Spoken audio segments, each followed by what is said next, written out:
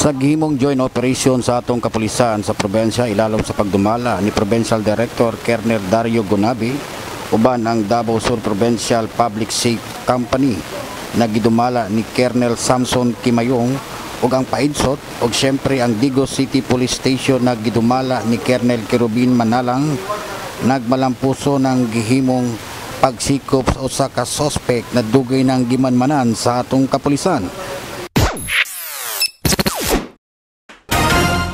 Diri mismo aning isa ka kwarto na diin na diri mismo nakuha ang mga pipilak na mga epektos o mga parapernalyas nagikan mismo sa atong mga suspect, no? Gipangita sa atong otoridad, sa atong kapulisan ni og diri nakuha ang duha ka 38 revolver o isa ka granada o mga pipilak ka mga pakete sa shabu o ubang parapernalyas. Pinagi sa search warrant gisulod sa kapulisan ng Panimalay sa suspect og na-recover ang pipila ka sachet na sumala pa gikatuwang shabu na diin ang street value niini di moubos sa 11,000 pesos og duha ka 38 revolver na dunay 7 ka buhing bala og isa ka granada ug uban pang parapernalyas na dunay kalambigitan sa droga. Gila ang dinakpa na si Shajid Odronia Sambrano. Ako mga anak, kami nakuha, no? Kanang nakuha dia, wala ko kabalo sa nakuha dia. Ito sila nilutang. Kanang timbangan po nilang ingon, sa buhi pa na kumisis ka, pamaligyan o suriso. Itong sa ingredients nga ginagamit sa pang suriso, asin, bitsin, flour, kaniyang mga pa-hospital nga ginatimpla. Wala ginagamitan na, dili na timbangan o item nga ginagawa.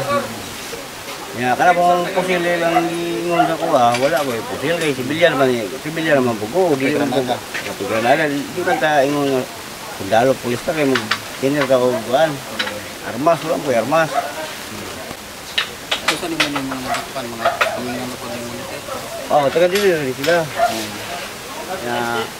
Permanente may sila dito. Nagluto lagi rin kaya mga on lagi ang dami.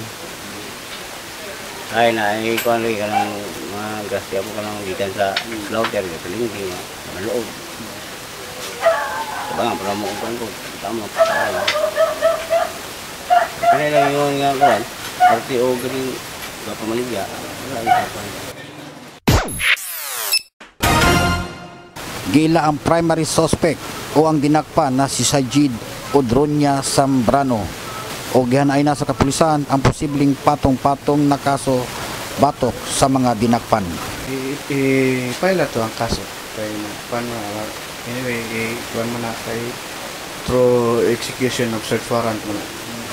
So, na may nakuha ang mga ebidensya, file na to ang kaso.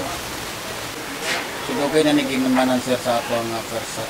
Yes, kani siya in line sa programa sa ato ang Provincial Director sa Senior Superintendent Gonabi sa atong COP si Superintendent Manalang na kani nga initiative kani sa kining anti-illegal drugs operation, strengthening of anti-illegal drugs operation. So nahitabo ni siya in coordination sa barangay officials sa diri nga lugar o sa tanan nga mga units PIB, Provincial Intelligence Branch, sa PAIDSOT o sa Provincial Public Safety Company under Superintendent Kimayong.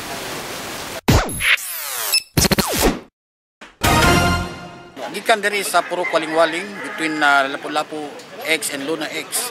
Nagmalampuson gayon ang bypass operation sa ato ang kapulisan. Kini si Restigamaw para sa Atibeng TV.